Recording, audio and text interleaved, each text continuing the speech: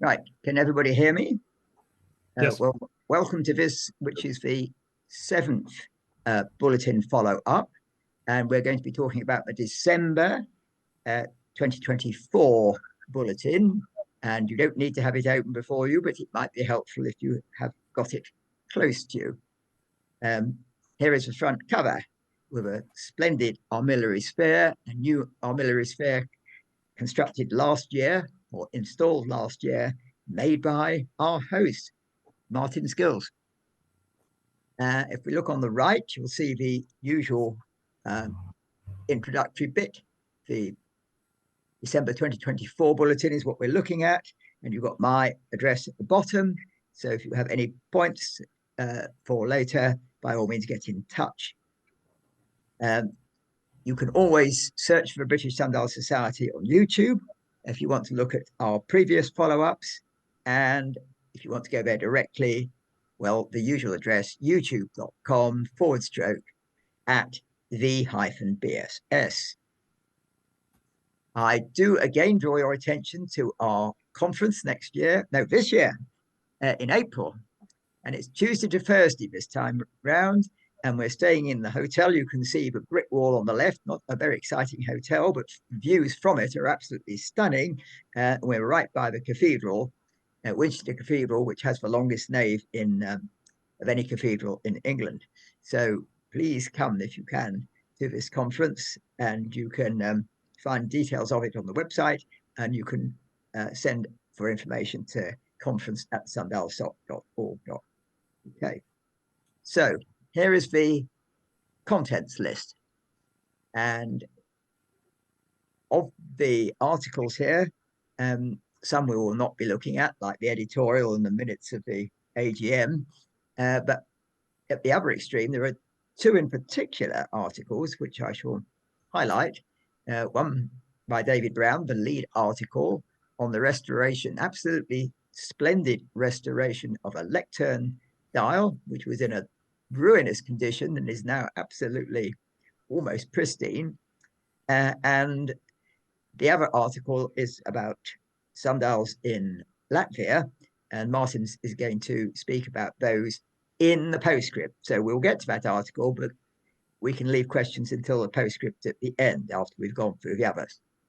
This is a relatively short issue of the bulletin, so it won't take us all that long to get to the postscript. So I will now unshare my screen. And if you can show us the bulletin, there's the front cover, and turn over the pages.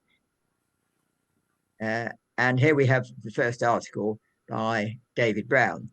And you can get an idea of the state of the lectern sundial before and after on the top right-hand side, the top of the right-hand page here. So maybe you can go a bit closer than that, Martins.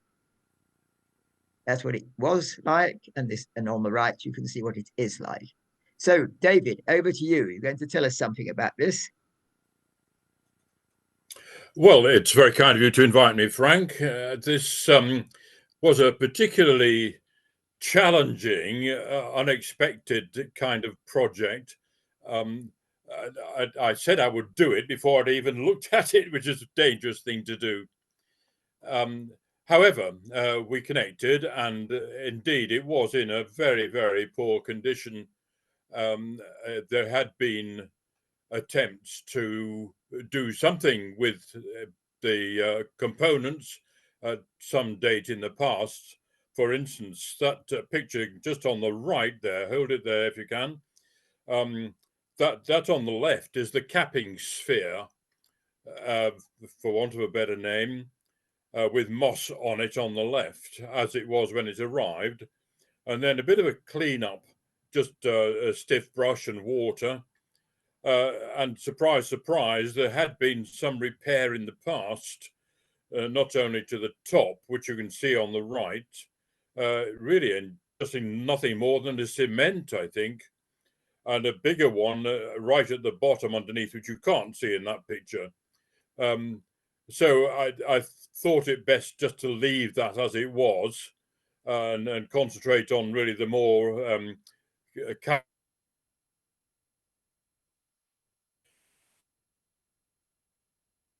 straightforward, but I was learning as I went on. It was suck it and see project. The dirt came off quite easily.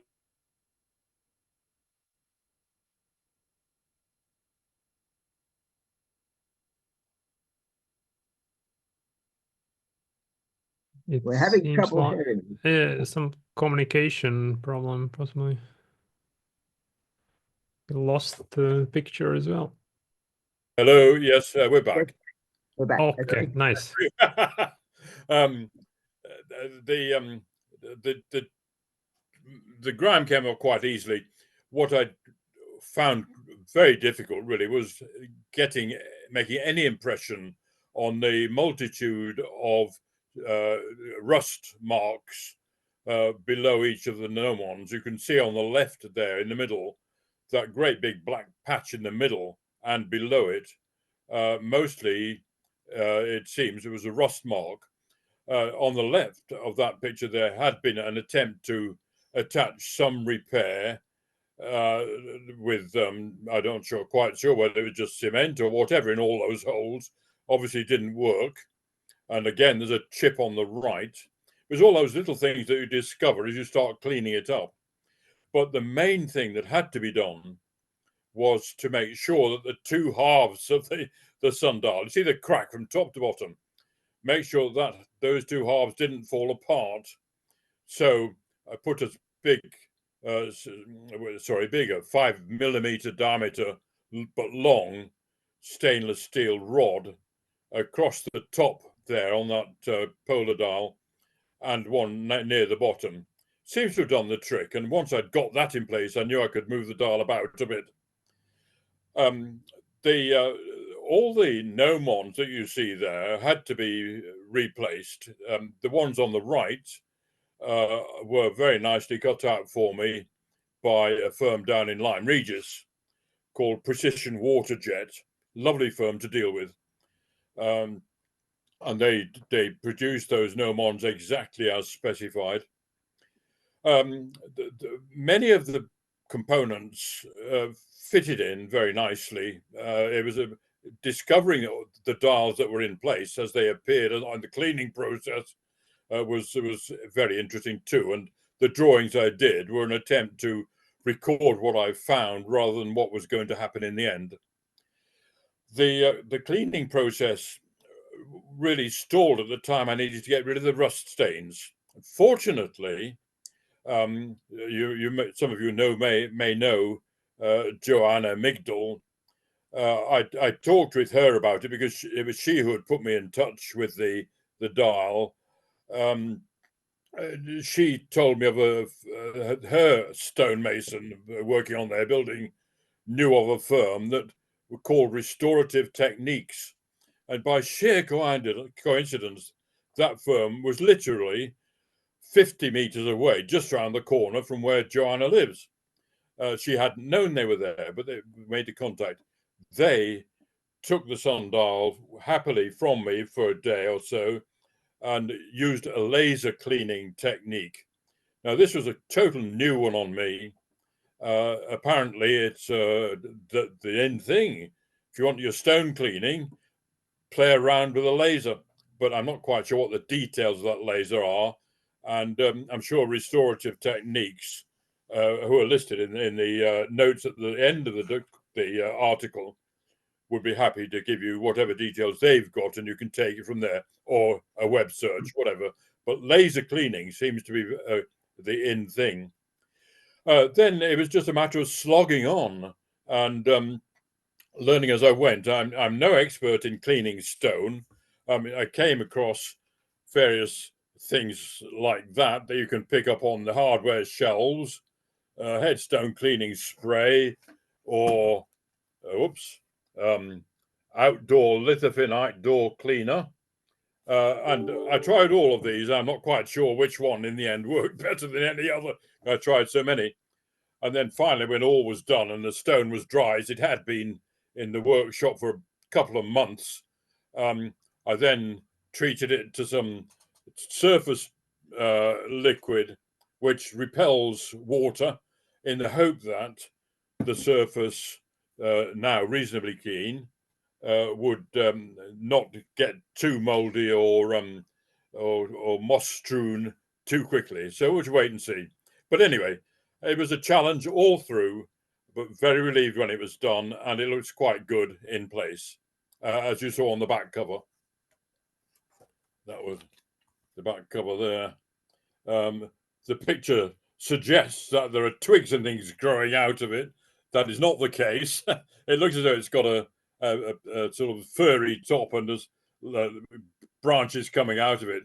That's background. So it's a bit of a confusing shot. But anyway, it looks okay, and hopefully it will be okay for a number of years. Right, I'll take any questions, if any. Well, David, I have a question. Will this laser treatment clean off the rust? A good question. I can't really say. I think I got most of the rust off following information that the precision water jet people had given me with some various solutions that they provided for me. I think it mostly came off like that, but that was after they had done what they could do with the general rest of the surfaces. So I think it was mostly a chemical treatment of the rusty areas that did that cleaning rather than the laser. Yes, well, that is the standard way of getting rid of rust, which is to use a reducing agent, which turns the ferric oxide back into iron, and that just flakes off. But you had pretty challenging conditions for this one, though whatever you did, it's turned out very nicely. So Yes. anyone else got questions? Jeffrey, I see, has a question.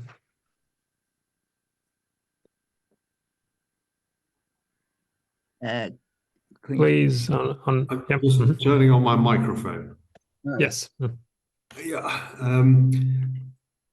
Can you explain how you glued the two halves together, what sort of cement you use, and how you got the colour exactly right? Oh, right.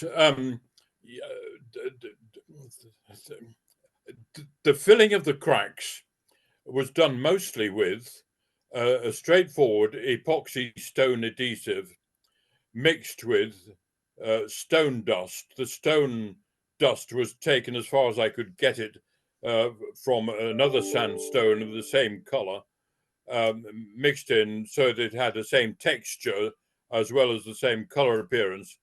It wasn't I don't think it was a perfect match, but it was okay.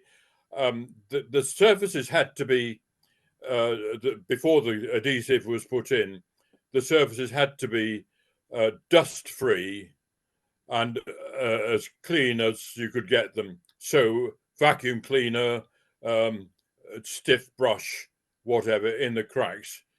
I suspect that having done that inside that sundial, there are quite a lot of other bits flopping about, which I couldn't reach. But hopefully they don't shake it all too much to discover those. And then the colouring, I didn't apply any surface paint, whatever. I tried to get the colouring as close as I could with the epoxy adhesive and the stone that was mixed in it. Thank you. Any others? Yes, Monica, great congratulations to this amazing work. How long did it take to finish it? Well, I would think all round it was 3 to 4 months. I mean, I'm not working there all the time, you know. Okay. It's a retirement occupation, but all in all, about 3 to 4 months from receipt to return. Yes, great difference.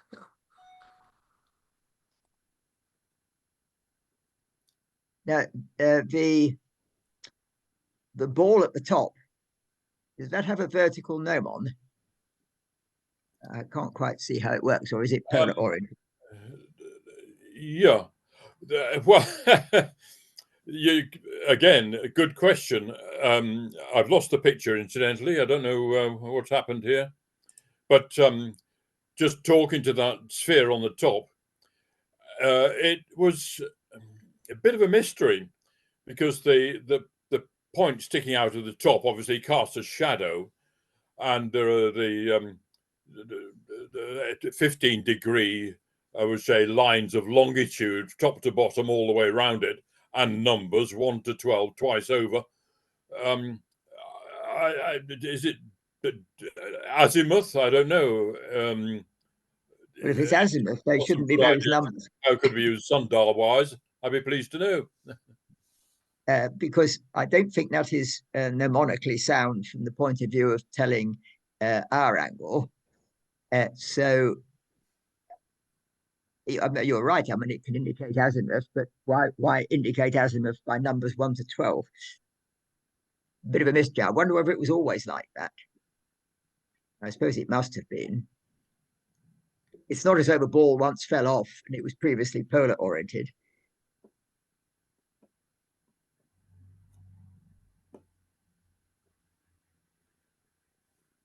A bit of a mystery there, I think. Maybe somebody else can explain what's going on.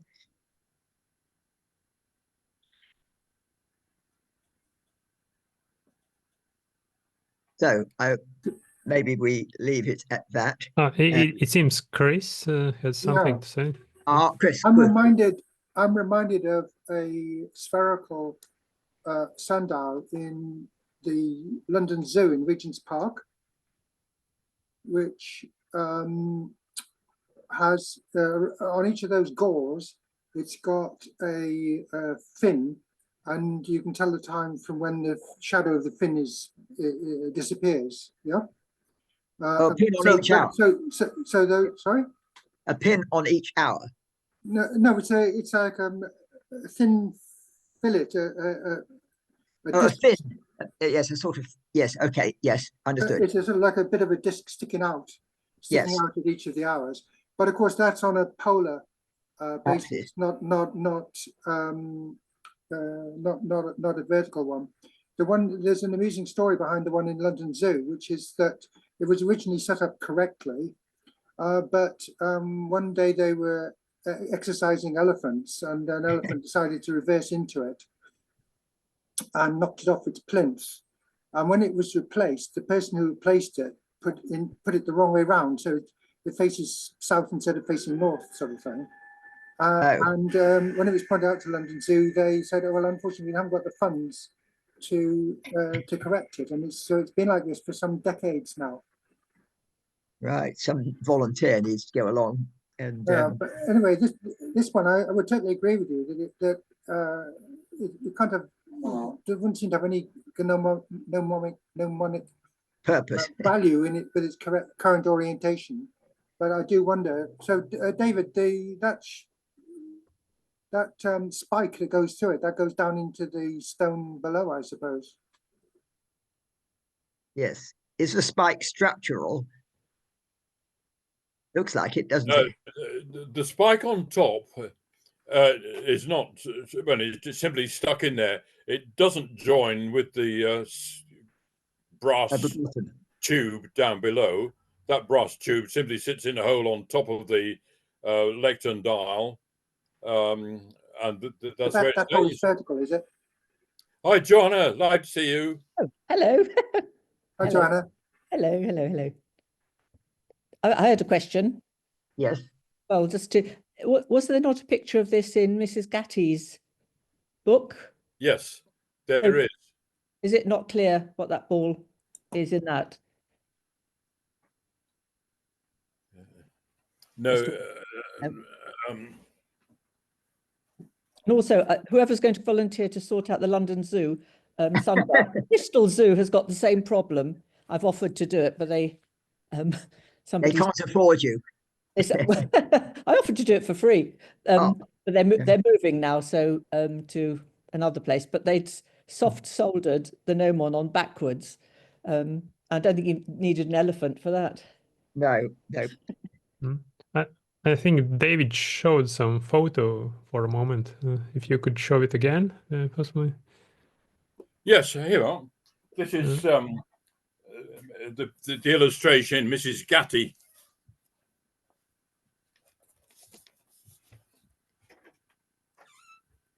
Right.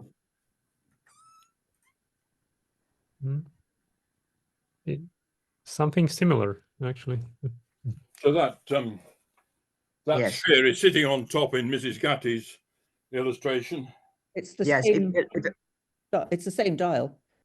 Yes. Oh, yes. Oh, okay. Right.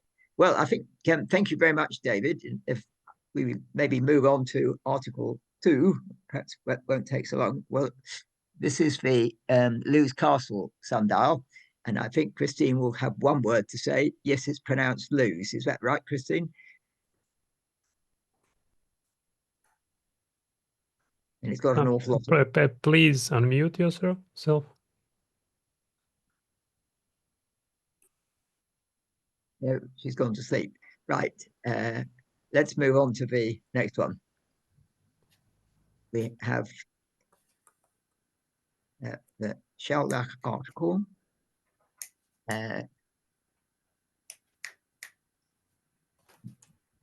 This is one which was described as a fake sundial. I'm slightly bemused by the word fake, but if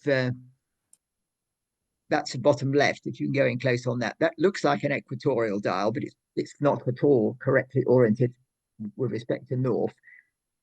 And I can't help wondering whether it was just a circular piece of cutting there, because there are no markings in it, and somebody stuck a bent piece of wire in it. So whether this is actually an attempt at a fake sundial, that seems to me unlikely. If you're going to attempt to fake, you go a bit more trouble than this. But that's my only comment on this article. Anybody else got any thoughts on it? I don't think Karl Heinz is with us.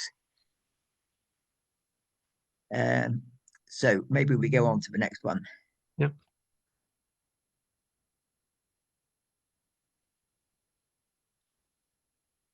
Now, this is, or was, the original sundial is absolutely stunning. Is John Davis with us? Don't see him. Last time I heard, he wasn't quite up to this. No, he's not in participant list right now. Well, it was a jolly nice sundial. The original is still, is Doug Bateman with us? Because he took some of these photographs. No, I do not see Doug as well. He may be away, but as you can see, from that first photograph, this sundial is being vandalized to the point of being in no condition at all for telling you anything. That sundial which is being vandalized is actually a replacement, and the original is still in this glass case. And I think that really, we agreed that really is the original. And it's amazing that the original sundial should have lasted for so long outside before being taken inside for safety reasons. And it looks very much as though it was a very good idea to take it indoors, given what happened to the replacement. So otherwise, this is a standard horizontal sundial, double horizontal sundial, with all this space taken up around the outside so as to give some meaning to the otherwise you have a very tiny circle with a huge gnome on, and this gives a bit of balance to it, as explained in the article. All right, so move on to the next one. This, Joanna, you and David are the only people who have made ab initio double horizontal sundials. Do you have any comments on this one?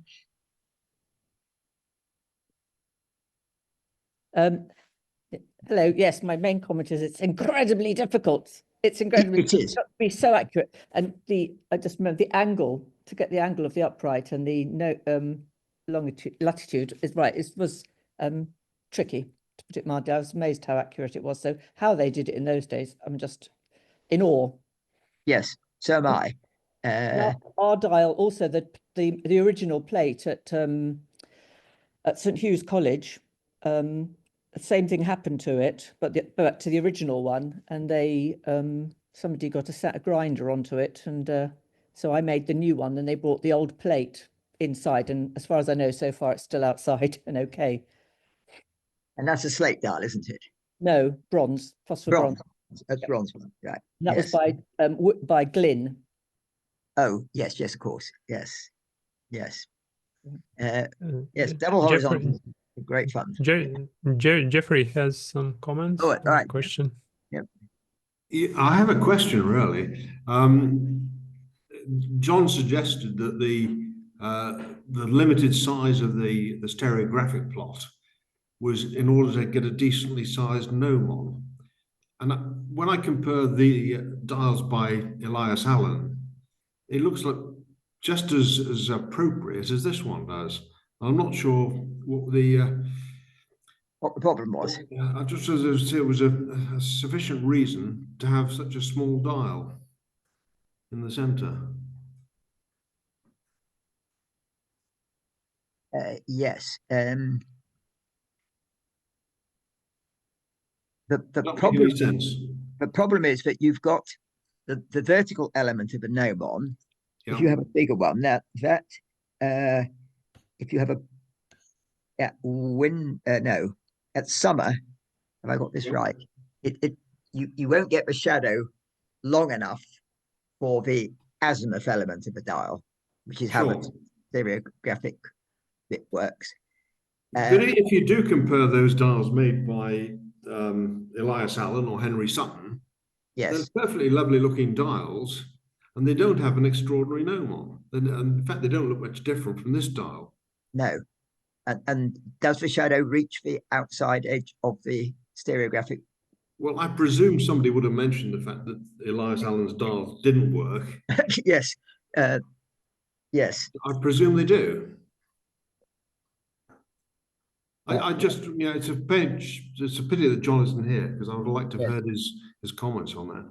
Well, that's a very good. I will chase him up afterwards and say, where was this question raised? And I take the point completely. Chris Losby Taylor, do you got any comments? What Jeff says makes sense. Sorry, it's a while since I actually looked at the double. I mean, I just adore this stereographic projection, as you know, but yes, so do I. I was looking at any double horizontals. So, but I do vaguely remember thinking of one. Was it one that John Davis brought to a Newbury meeting or something like that? I was wondering why it was that the gnomon with the slanty part of the gnomon was so very long. It did seem to be excessive. Yes.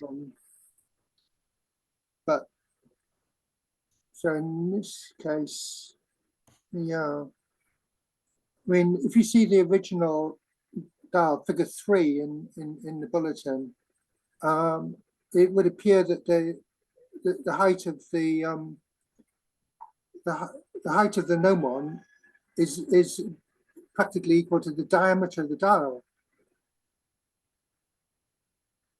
The height of the polar gnomon.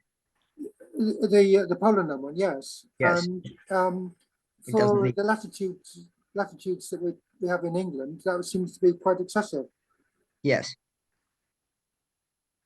I can't see the reason behind it, unless it was an aesthetic consideration. It was thought to look good, perhaps. It's terribly vulnerable, as we know from how many are broken off. In an earlier postscript, I mentioned that my solution to getting a double horizontal to work is not to have this sort of gnomon at all, but to have 2 holes drilled into the dial plate and imagine stone underneath. One hole in the center is drilled vertically, and you just have a steel pin, because modern materials, you have a very thin, small diameter pin, but quite long, maybe 8 or 10 inches. You push that in when you want to use the stereographic projection, and then you take it out and quite separately put it in through a hole which is drilled at the local latitude in the right place for the other gnomon. It is I know that they're supposed to be self-centering, but once the thing's on a stone, there's no point in worrying about that.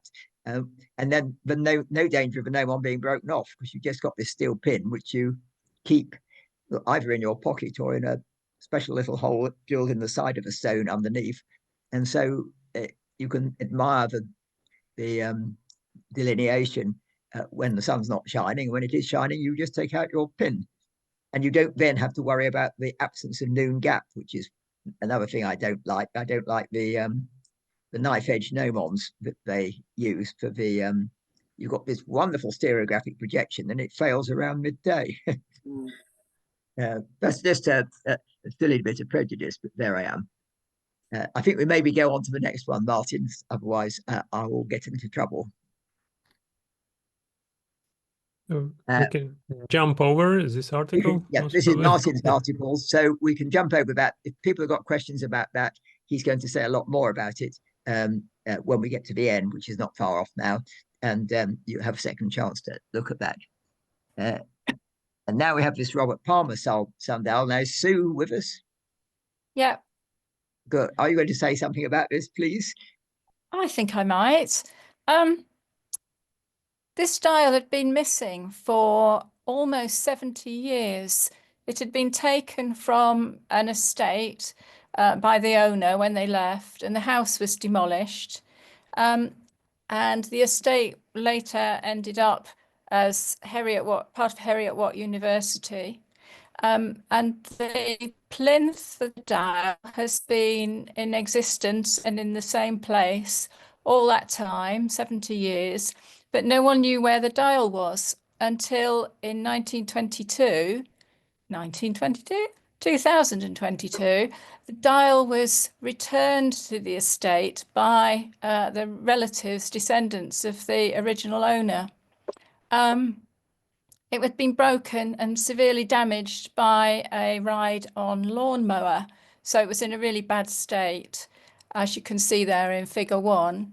And the university decided to make a replica and to keep the original, try and restore the original and keep it indoors, and it is in the Heriot-Watt Museum. What I thought I'd do, because these pictures aren't terribly clear, is to, we can enlarge figure 4, which is a scan of the original dial. And it's in amazing detail, much more detail than you can actually see on the original physical dial itself. See, Martin's blown this up. So you can see, starting at the top, we have around the edge of the dial, we have the compass points. So you can see north right at the top of the dial, and other compass points all around the, can't call it circumference, can I, on an octagon? But never mind. The rim, the octagonal rim. Octagonal rim it is then.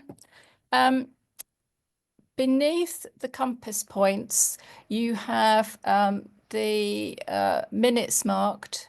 Can you go up a little bit, Martins, please? Yeah. And there is actually a noon gap there, which has an X in it above the 12, the Roman numeral 12. That is actually a noon gap, and it ought not to have all those little minute divisions in it. It should just be an empty gap, but for some reason, I don't know whether Robert Palmer decided to put minutes in, or whether someone's edited the scan and just thought, oh, there should be minute markers all the way around. I don't know. Anyway, moving on. Underneath that, we have the Roman numerals for the hours, obviously. Further down, the next 2 circles show the time in Calcutta and the time in Jamaica, both in Arabic numerals. And then there's some spurious characters. There's an A in the outermost circle there, and underneath that there's a TM. I don't know what those are. If anyone's got any ideas, let me know. Right, the next circle inwards is a list of cities that show where the time of noon is in those cities. And then underneath that we have an equation of time circle, which is pretty accurate from the bits I can read with today's values. Beneath that, inside that, we have signs of the zodiac to show the position of the sun in the zodiac. And carry on a bit further down, Martins. a bit further down towards the bottom, we have a coat of arms, which I think maybe it's very similar to the Gibson Craig coat of arms, although you can't make out a lot of detail from that. It was hard to read. And then underneath that, we have Robert Palmer Feckett's Anno Domini 1829. So I think that's it, really. I just wanted to show a lot more detail of what's on the dial. Any questions? Do we know who did the scanning? Yes, they're called. It's in the references, but they're called AOC Archaeology Group. I must look through my thing. I have a dial plate of that sort of age, which needs just such treatment. Well, it's reference 6 at the end with a web address if you want to contact them. Just let me check my. All right, reference 6. Yeah. HC AOC Archaeology. AOC Archaeology. Yes, I can check that. Yeah. Right. I will. That's very useful. I'll try them out. See what they charge. But that's remarkable because quite a lot of sundials of that sort of age, bits are quite unreadable. And as you so rightly say, that sees more detail than a human eye does. Yes, yeah. Don't know quite what technology they're using to do their scan, but this is not straightforward photography, is it? I don't know how they've done it. I don't know. It just said it was they did a detailed 3D scan, which was then photo etched onto phosphor bronze for the replica. Yes. Right.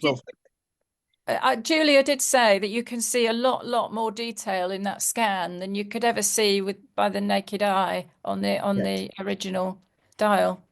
It's quite amazing. It is. Really very, very impressive. Any other questions? Thank you very much, Sue, for telling us more about that. And we have a Peter Ransom offering as usual at the bottom. You don't have to take long to see that this is not in a British latitude. And I think we now can skip the next one, which is just the next page is, oh no, that's, yes, this is a very interesting topic. I don't think it's something we're going to discuss for very long, but there are various ways of trawling the web for references to sundials which are not in our register. Unfortunately, Sally wrote this article. She was under the misapprehension that the bridle, which is what we publish online, is a complete register, failing to understand that behind the scenes we have the full register, which includes all sorts of private dials which we don't publicize widely. This gives rise to lots of questions about maybe we could include more, but just say next to nothing about where they are, other than perhaps just a county or something even vaguer, somewhere in Scotland, perhaps. Otherwise, I think we can go on to the next article.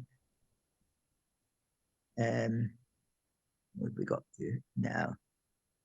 Oh yes, this is mildly interesting. This is by our patron, Sir Mark Lennox Boyd, who's made this nice sundial for a client in North Norfolk, and the client wanted it in her lawn, which is absolutely where it is. I would say that this is terribly vulnerable. I should be intrigued to see how long it lasts before something unfortunate happens to it. That's just a personal point of view. Otherwise, it's just a nice looking new modern dial. Next one. And oh yes, we've got these now. Ben is with us. Ben, are you going to tell us something about this? Am I audible? Yes. You are audible, yes. Marvelous. Thank you very much. Right. Well, this is a bit of random research. What the subject needs is some systematic research, but this is a piece of random stuff. It started with an inquiry from America from a history student who was interested in the 2 dots, which it has been suggested of something to do with mass, and she was interested in the date which sort of locates it in Reformation times. And it just so happened that I was going to be passing by, so I photographed this. So it was all done a little bit hastily, but I reckon those are not dots, they are bashes. And but is the date of the dial? I suppose that's the question, and I don't know that you can say that it is, or you can't definitely say that it isn't, but it's a date on a dial. It is carved, so it's not like some of the graffiti that surrounds this thing. That whole wall is covered up to head height, arm reachy height, with engravings, mainly from 1600, and this is earlier. And so it's considered to be a transitional dial, so it's a formal mass dial in that it has 15 degrees, but it looks more like a proper scientific dial. And you can see it's on the end of where the camera's pointing. And that's a good technique you do take a lot of duff photographs where you've missed, but that's a good way of getting good photographs of the thing. I think that the significant bit is that lower quadrant, which is number 5, figure number 5, if we could. But there's someone else that's got the 15 down the bottom of the date. The date is split over both sides, so it's 83 on the other side. And those looked on one photograph like they were 2 dots, sort of on the end of the 9 o'clock line. And so the close up, I did try taking some really close up, but that wasn't possible. I need to take steps and actually properly do this. But also looks maybe like a 5 or something. But that area looks like it's been bolstered, chipped away with a big chisel. So has it been reworked? I don't know what's going on there. And then the photograph below has got the 83, from the date. So that was one dial. And then there's got a second dial, which I think is on the next page, which is definitely a scratch dial, a mass dial, whatever you'd have to call it. But that's going to would take some investigate. This is in there somewhere, but it's been re-engraved, secondary engraving. It's been there's lots of graffiti and gross on there. There are some lines, and it sort of makes sense. I'm not sure that I would want to spend all the time investigating that one, but there's different quality in the dots. So and making dots in walls is very popular with graffiti. If you've got a pointy knife, you just stick it in and twiddle, and you'll make a dot. One odd thing which I didn't put in that article is at the noon, below the noon mark, is a cross. So it's got the up and down on the across bars of a cross with a dot on the end of each of those, like the transitional dial. And that would be quite rare, I think, for a scratch dial. But it would seem to be there. Of course, when was that added? We don't know. Or was it original, or was it added later? So I'm not sure what that one proves either. And then that's got a WM and a PM on it. Are those people's initials? Well, that's a hot topic of debate. That is, the W could be a VV, Virgo Virginum. So for the Virgin Mary, there was a cult of the Virgin before the Reformation. And that's something of a good luck symbol, some people would argue. And it seems to have carried on through the Reformation, post-Reformation. But other people will argue that it's a W. The most popular man's name is William. Yes. And when you get 2 initials together, that's a hot debate as to whether that's someone's initials. So there's nothing very clear cut about that. So it could be a protective or votive, whatever symbol, the VV, or it could be someone's initials, or it could be that someone has added their M to the W. Yes, it's a different style, isn't it? Yes, a different style. And that, sorry. And the PM likewise is yet again quite different M. Yes, yes. And the whole wall is really covered with a lot of dots and crosses and initials and all sorts of things. And Ian Butson was one of the people who recorded this style, and there is the initials IB on the wall, but I think the date was a bit before even our Ian. You don't think he surreptitiously added some his But there was that. And then there was a third dial, which is a total, well, it's not a dial. Or is it? It's an image.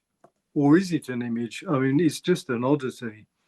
But I thought it was interesting. So it's worth mentioning. It's on a east-facing tracery, piece of tracery. And it does look like a dial. I just wonder, would someone who wasn't interested in dials actually consider that to be a sundial? Or is it just that we've all got sundials on the brain and we think that's a sundial? But it hasn't got the right number of lines. Without doing that's not a showstopper. No. So and that whole window is covered in initials, but all the initials respect that dial. They're around it. They don't cross over it. No. So, and it has got a sort of a gnomon hole, but without digging around, I can't really say any more than that. And I would say that was a dial. I've seen plenty which are even more primitive. But it is tiny. That's I can't remember. Those centimeters. 35 or 45 millimeters. Yeah. So and it's facing the wrong direction for a dial. So is that scale, or those squares on that scale, half centimeters? They're centimeters. They're centimeters. So it's 1, 2, 3, 4, 5, 6, 7 at a pinch. Yeah. Yes. Not very big. And yeah. so and that's just an oddity. I think the thing with dials is you're only going to be able to learn stuff from them if you've got enough of them to compare. Yes. So just one dial here and one dial there isn't going to tell you very much. And but yes, my random research isn't really helping. But anyway, it's interesting. I thought that we got 2 dials, different dates, and this very peculiar thing. Yes. Yeah. Any questions? Any questions for Ben?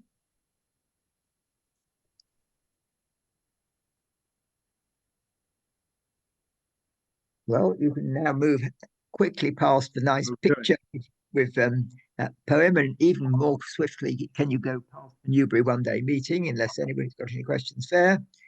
And that brings us to the back cover, back to David Brown's splendid restoration. And now it's time for Martins, our host, to change into being the presenter of the postscript. So still with you, Martins. Yep. Okay.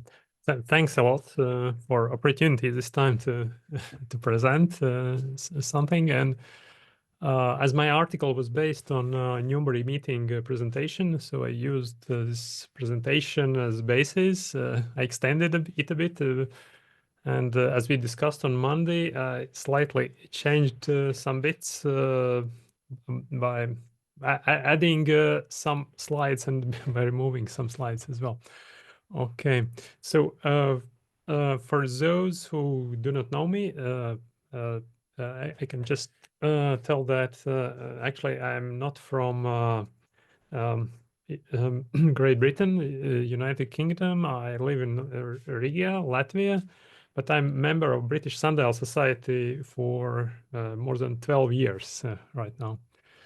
And there are certain challenges with sundials at my latitudes, as Latvia, Riga is placed slightly more north than typical territories in Europe, and also most of Great Britain. But actually, we quite sit on the same parallel as Scotland, as Denmark, and south of Sweden.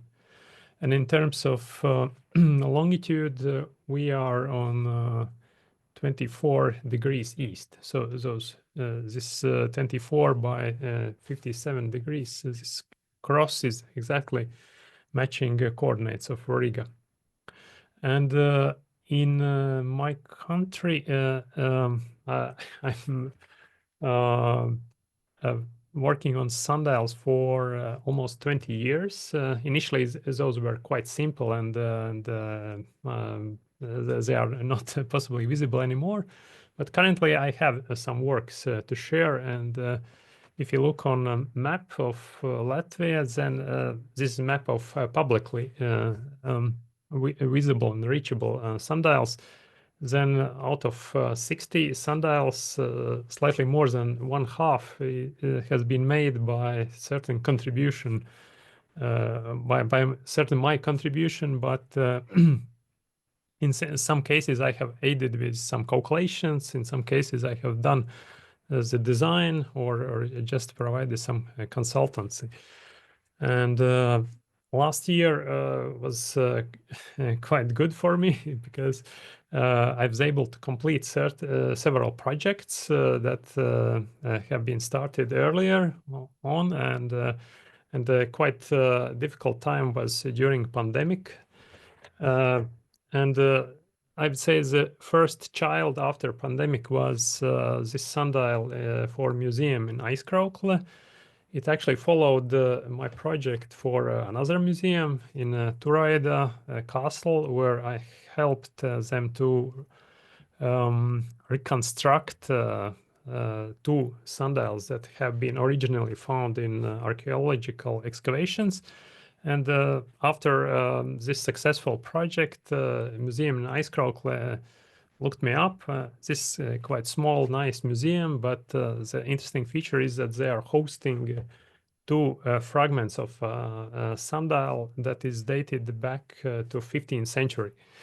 I'm skipping right now all the technical details around those fragments and exploration, but the final result was to make a new sundial that somehow also commemorates or let's say shows the heritage of this museum, that they have those fragments.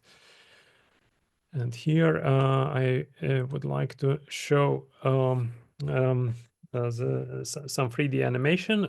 So my approach was there to do some measurements, to make photos of those fragments, to create 3D models of those fragments, and then to model how I can use them in a new sundial. So, and I can go forward here, and then fast forward. The final result was sundial. Here it's shown in a 3D model. While we discussed the location and shape of sundial, so it was made in a quite simple form, but the key element is that there are those two fragments enlarged, represented on this sundial.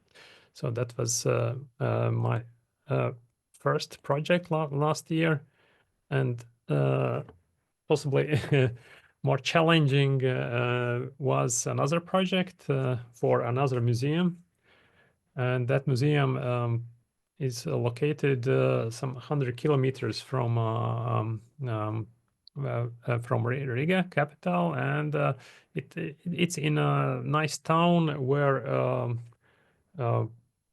artist Janis Rosentals and his wife were living, and they have let's say currently there's a museum devoted to his work and life, and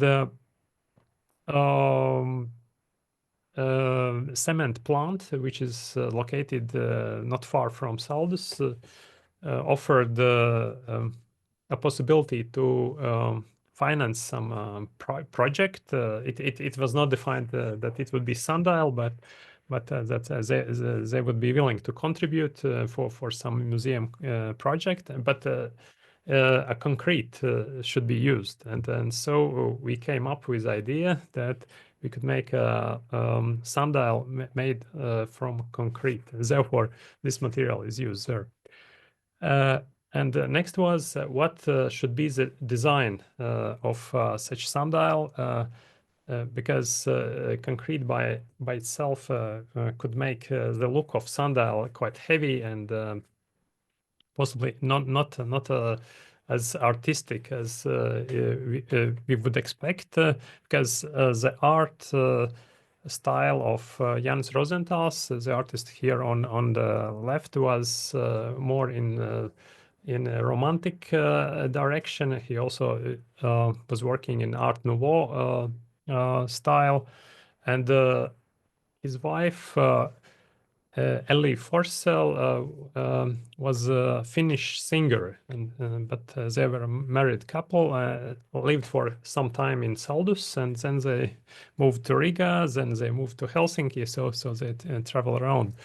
But the museum itself is located in a quite nice place. They occupy several buildings, and their idea for the museum was to create some romantic garden here next to the back entrance into the museum, because main entrance is from the left. So, and approximately at the location where this red cross is, so they wanted to create some sundial. Later on, we placed the sundial slightly on the right in the middle of this field, but the initial idea was that there would be some garden, and the sundial would sit there as one of elements. The museum didn't have funds yet to create garden last year, but they had sufficient funds to create that sundial. So the sundial was made in a form of so it's sort of interpretation of some Japanese fan. And right now I will tell you the story how we reached this concept. So initial idea was that it should be some Art Nouveau style sundial made from concrete, and this was my initial proposal, that it could be some flower with some Art Nouveau style inside, and then we could represent also by in the concrete some elements from those leaves.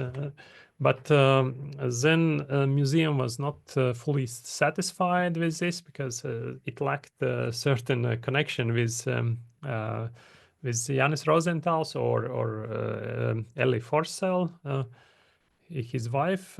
So, by the way, I use this flower also later on the top of that gnomon. But the idea was, the proposal by museum was that what if they could build a legend that Ellie Forsell had this Japanese fan. She had it, but what if we could build a legend that she had left and forgot that Japanese fan in a garden, and later on, based on that, there's a large size sundial grown up. So it's a sort of tale, but the idea was that we could get some impression from this fan and to use it as this key shape. So, and then I came up with draft idea like this one. I didn't actually change it later too much. Just the color changed, and also some individual flowers. But I already on initial stages invested into designing interesting gnomon that would represent those Art Nouveau curves of flowers and on those whiplashes that are typically used on those buildings. Next question was about the color.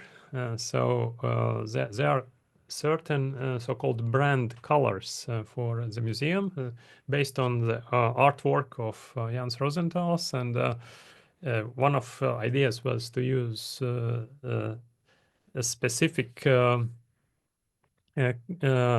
of pink, but later on it was decided that it would not look possibly quite nice in all weather conditions, and it was switched to another brand color. It's a sort of pale green. One of buildings is also in this pale green. Bit more about Gnomon. It has 7 flowers. Each flower sits on individual curved branch, and there are 3 groups of flowers, but at the same time, each flower individually was made slightly different. This is a photo of Sundial just on the day when it was finished. You can see it's washed and slightly wet and speckled. But actually, we later on found out that it better looks wet. This concrete with this green pigment, with this green color added, that once it's dry, it loses this nice appeal of this pale green. So our project for next year is to improve it a bit, to add some surface liquid that makes it look like permanently wet. There are such liquids. Well, these are flowers. From one side, there was one risk actually that this sundial is in open access area. It's territory of museum, but it's not closed. And I was just wondering that possibly there could be some risks of vandalism, that those glass elements could be broken. Therefore, we have spare glass flowers made as well, but I hope that nothing bad will happen. They assured me that people in the town are behaving well. And currently, this sundial sits alone in a grass, and I would say it doesn't look as expected initially. Like sitting within a nice garden, but anyway, it seems like quite nice project. At the end, I will show you a brief movie of how it was made, but currently I will tell you about one gnomonic feature.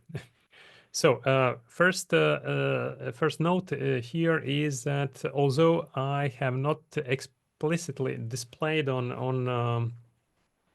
a dial plate the noon gap, there is a noon gap taken into account. so that is taken into account.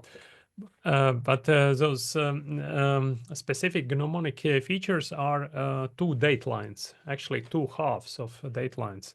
One date line works in the morning hours on specific date, and another half works on other specific date, but on afternoon hours.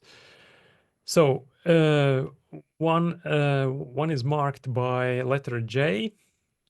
We can see here on a computer simulation, and the letters J are also, so it's a letter here.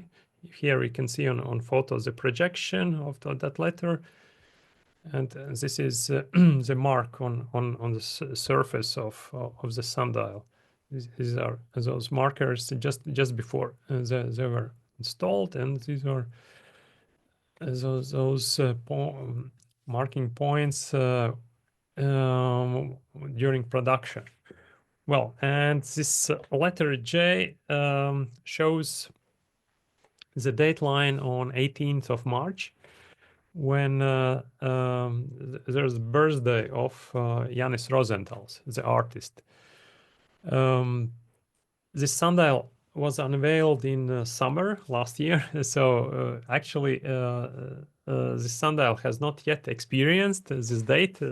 Just if he let's say would calculate which date it should be on autumn, close to autumn equinox, then we could check it out. But actually, this has not been tested yet. But I hope that it will work properly. And another marker is with letter E. So that's from name Ellie Forsell.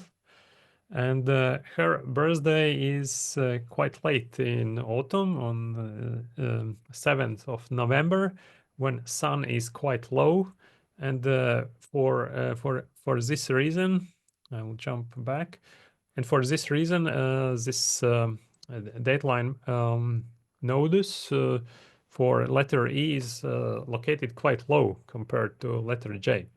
But I have made it in a way that on the surface of on the dial plate, they are almost like continuously connected, but there is some small gap between them. So on this side there is this March dateline, and here is November dateline. So they are sitting like displayed here with those curves. Red one is for November, and orange one is for 18th of March, which is quite close to equinox. Therefore, it's almost straight line. So the sundial was unveiled on summer solstice on noon, local noon. So at very specific gnomonic moment. So this is sundial in Saldus. And it will require some slight improvements this year. So next one is the one where Frank asked me to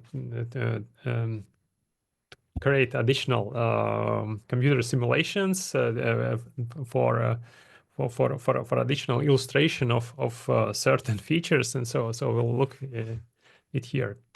So, but first of all, I have called it Corten Sundial. This sundial was commissioned by a gardening company, by a garden design company, Galantus. They had visited last year or year before David Harbour's workshop, and they were very impressed about the idea that sundials could be located in gardens, and specific wish by the end user, the customer, was that it should use the Corten steel as one of materials. I have a personal preference for stainless steel, and I'm quite precautious with Corten steel because of known effects that might happen over time. That although Corten steel stops rusting once it has this first layer of corrosion, but over time still there could be some additional corrosion effects going on, and not this Corten steel is suffering, but other materials that are sitting next to them are then covered by rusty speckles and stains, and that might be some difficulty, and might also destroy this visual pleasure. And here are some pictures from the production process. The design of that particular sundial was made that it has 9 crescent shape elements placed parallel each to other. And as we can see, it's here a laser cut, but it's quite shiny before it gets weathered. So, and they are placed at even distances, and then they form some semi-transparent crescent in this direction, south north. But interesting feature additionally here is that I didn't want to make a traditional armillary shape sphere around it. I wanted to make it look slightly lighter. And I also wanted to look for some unusual combinations of those arcs or those rings, how they can intersect.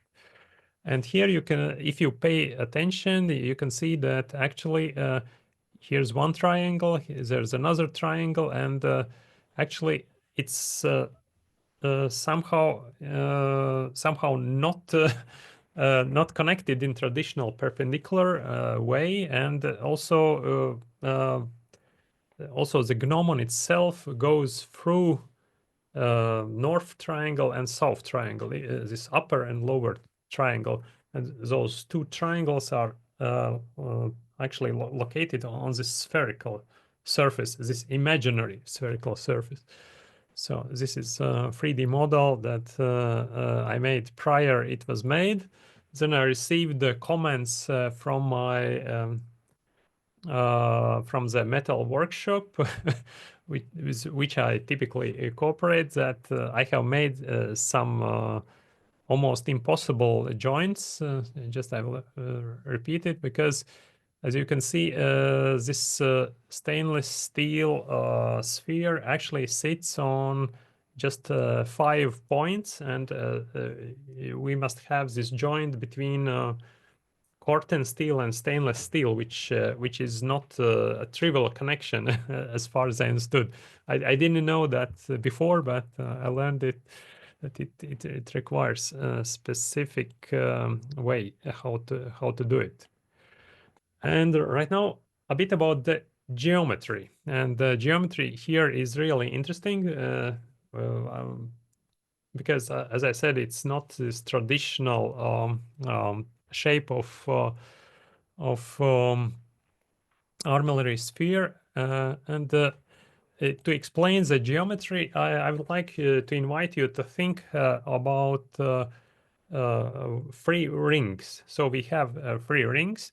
Each ring here is impossibly, but let's say superimposed one atop another. But each ring has its own handle. One handle is green, another is blue, and third one is red. So, and what I will do is that I will turn those rings, keeping the handles in the same position.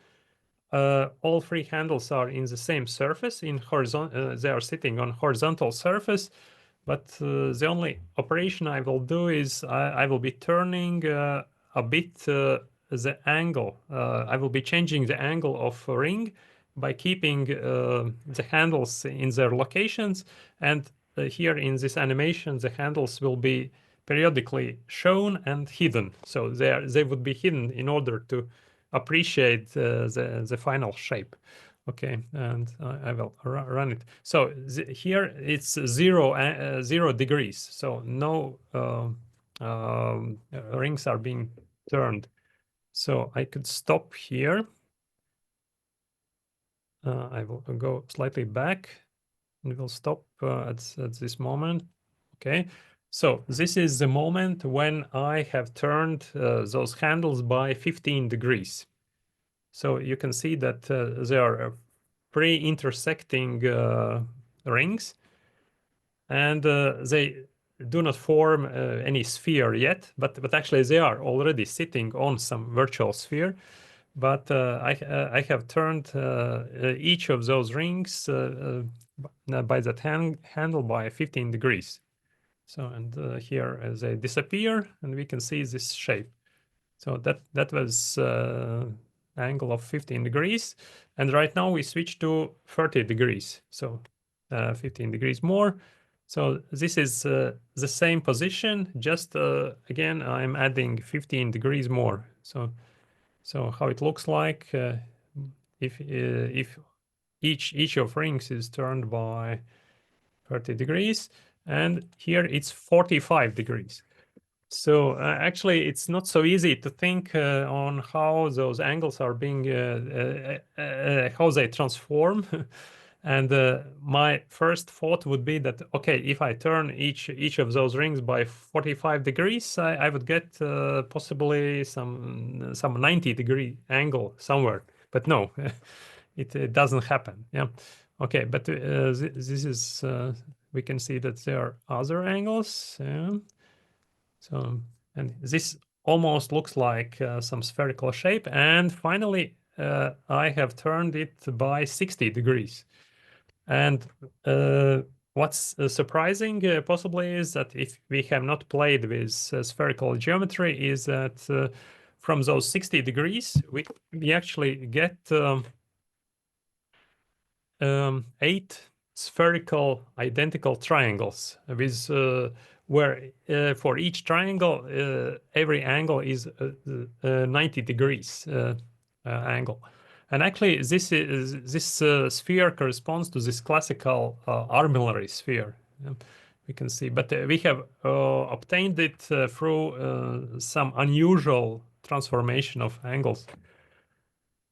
So, and this one, next one is 75 degrees. And actually this 75 degrees angle is the one that I've used in my sundial. Actually, it's slightly more than 75 degrees. I couldn't quickly find out how many. It was something like 77 degrees, if I remember correctly. So, and this is the angle that that produces this nice proportion between two triangles on top and on lower side. And if you turn by 90 degrees, then actually what we get, you can see that we get we can say 0 size triangles on each side. Actually, it's reduced to a single point. And this is just a illustration what happens if we display all previously shown rings with all degrees as one sphere. Yeah, actually all at the same time. Quite impossible possibly to make. We can we could get it by 3D printing. Most probably it would be the easiest way, but just quite nice actually. Yeah, this those intercrossings by spheres and so on. So I can run it just once more without any interruptions, and then we'll finalize this part. So 15 degrees. Then next is 30 degrees, and I'm showing it because I did this modeling here virtually by changing the angles until I was satisfied that it looks nice. So I didn't measure the angles before. So the primary was let's say to find out the angles, and once I found it, then I let's say was sticking to those sizes, and I measured everything and let's say calculated those proportions and so on and so on. Because actually it was made from individual parts. Otherwise you cannot make those rings fully interconnected. Okay. Let it finish and we'll go to next slide.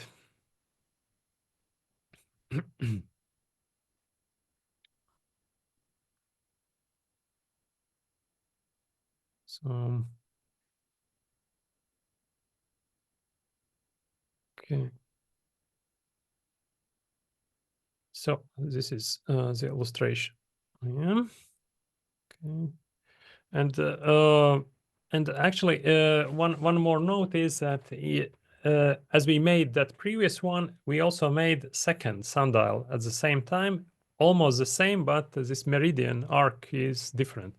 It's not it does not consist of those parallel planes, but this was also commissioned by the same garden design company, and they plan to install these sundials this year. So this is the finalized one. So yeah, just as a final note before one video, I'd like to show you is that last year I tried out with exhibition. So as I counted that I have made possibly some 50 sundials plus or minus, and then I also have the same number of years. I thought that I should make some exhibition, and then this year I'm continuing with exhibitions. So it's traveling exhibition with information about sundials. So I hope to evangelize this sundial thing in my country. So, and the last one will be a video, and the song that's there. It's sung by a choir, but actually originally it was sung by Ellie Forsell without choir. But we can imagine that she is singing there.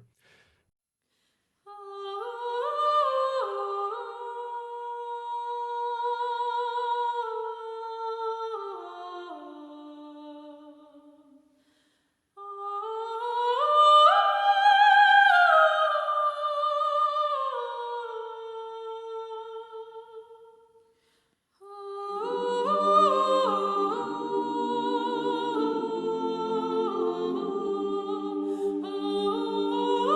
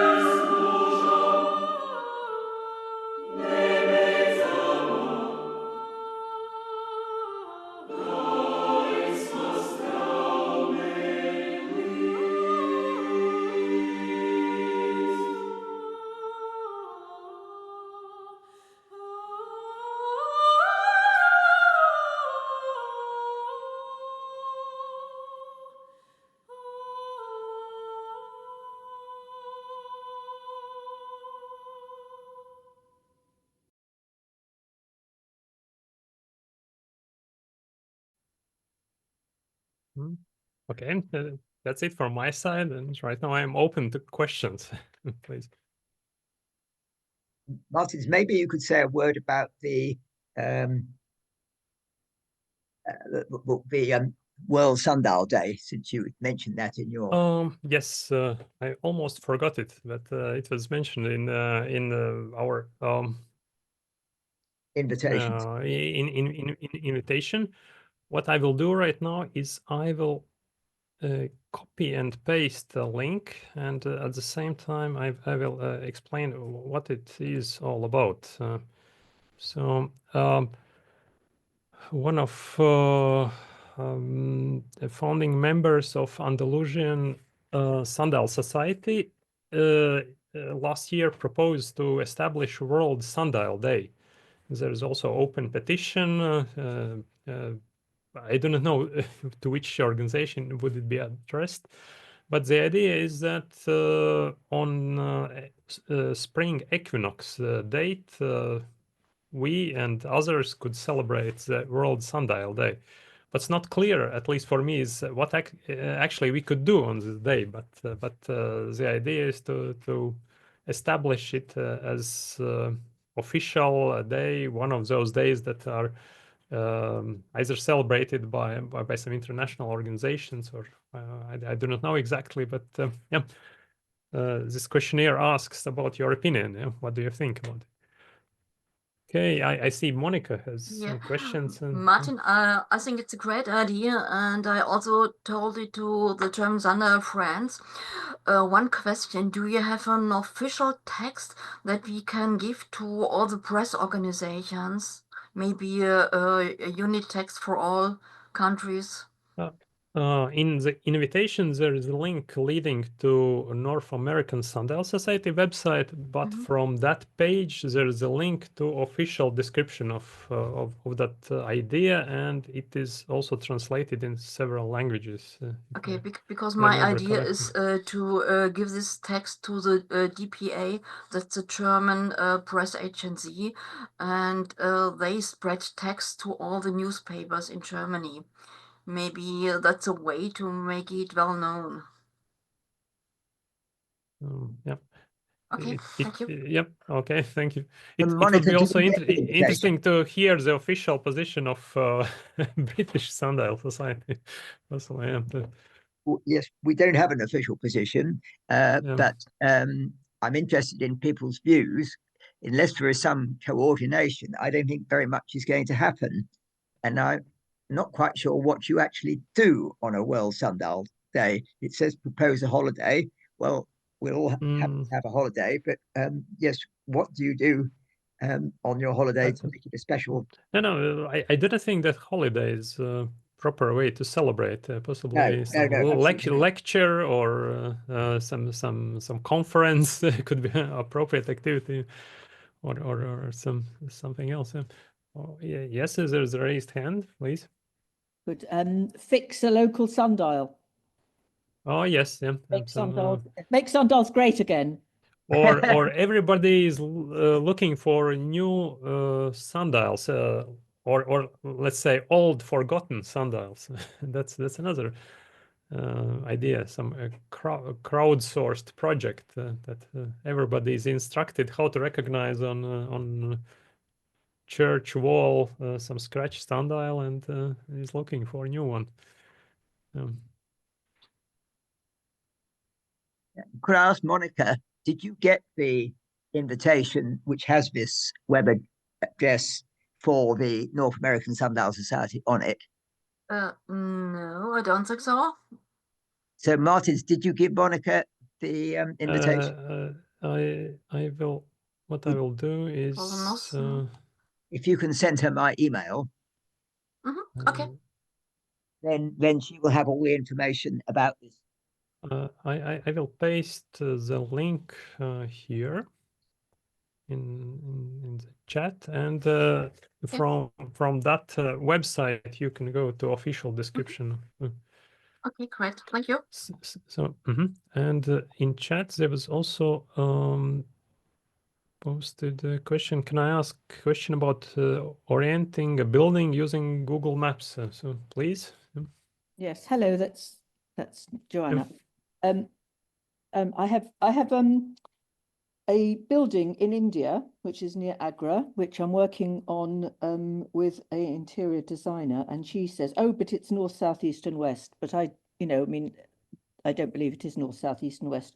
But without actually going there, I wondered if anybody had found a way of, is there any way of doing it online? And I tried to look at Google Maps, and all I got was the weather and what the traffic was like. But could you how could one do it online without actually going there? Yeah, if Google Maps and Google Earth both use True North. So if you want to go on Google Maps, get the building up, enlarge it, and you've got a protractor, you can do a fairly good job of it. If you use Google Earth, you can actually use a feature called Ruler, and you rule a line that goes across the surface where you want your sundial. Say your line was going from east and to west, and then you click again, and it will actually come up, and it gives you to like 0.01 of a degree. It will tell you which way your line is pointing, and so you've got the direction. I post the link in the chat. Just see the link, sundialzone.com. And I also could recommend you could use Sundial Atlas. Yes, it's the same thing. Yeah. Okay. And in Sundial Atlas, you choose Gnomo Lab, and there is a map with a possibility to adjust angles. So, is this going to be so if I haven't I need to find this. Okay, I'll email you if I get stuck. Okay, so he will have it. If I get stuck, yeah, I'll send you all the building and let's see what everybody thinks, and we'll take the closest between the best of three. Okay. I mean, that seems incredibly accurate. Well, that's wonderful. Okay, thank you very much. You're welcome. Anybody got any questions for Martins? Yeah, I've got a couple. This is Chris. Okay. Yes. Martins, the 18th of March is just 2 days before the equinox. So yes. if I'd been in your shoes, I'd have looked at your date scale 2 days after the autumn equinox. So September the 25th, let's say, would have allowed you. It would work as well. Yeah, as for testing this date. Yeah. If I would be there on that date, I would try to test it. But yeah, I haven't. Your dial in the form of a fan, each of the gauze, each of the segments of the each of the sectors of the fan got a different angle, haven't they? So yes, and the complication actually was there that although we can think that they might be symmetrical against the noon, but actually each is different. Each has slightly different shape, because this fan is not fully symmetrical in shape. It's slightly deformed. By intention. And therefore there was this complication that they had to make 13 different segments from concrete. That was a challenge. Yeah. Right.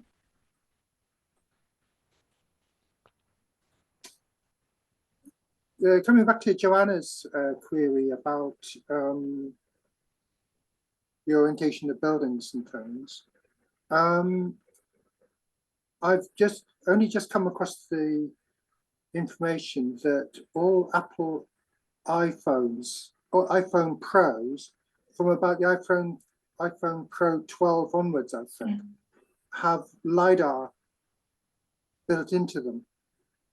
I've no idea how accurate it is or what sort of range it gives you, but and of course I'm not suggesting you actually need to go to Agra. I'd love to. I was hoping somebody would say it's impossible. You've got to go there. But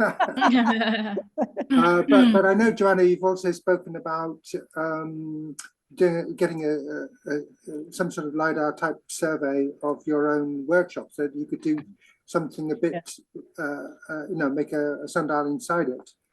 And my suspicion is that the 3D abilities of the Apple iPhone probably work better on that scale than they do on the scale of an entire building. But I just don't know. I've got no.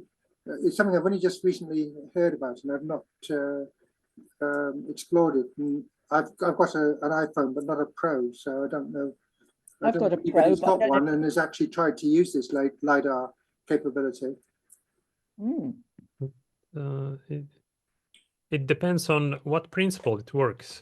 That would define the distance it can measure and scan. Yeah, I've seen nothing to say what its resolution is or anything.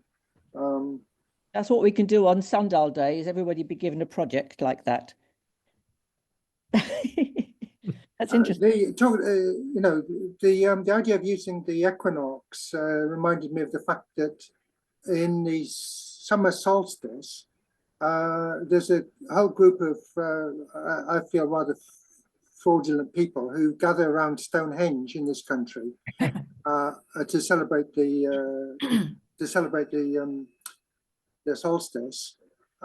Maybe we could start up something around Stonehenge or somewhere else that's got some sort of relevant geometry for the equinox.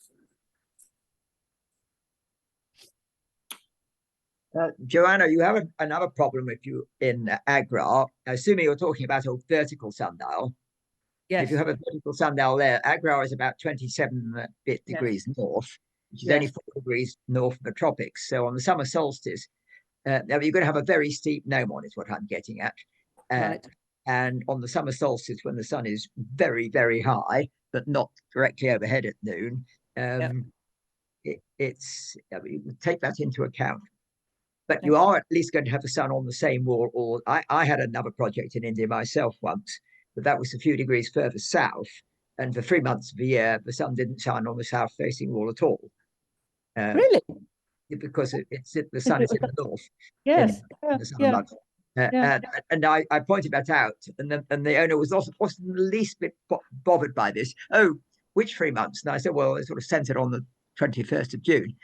Oh, that's all right, he said. Those 3 months are our wet months, and we never get the sun anyway, so it was all right. Oh, but that's also useful to when to go. Yes, also when to go or when not to go. The Google weather forecast, it's very nice at the moment, apparently today, maybe that is useful after all. Yes.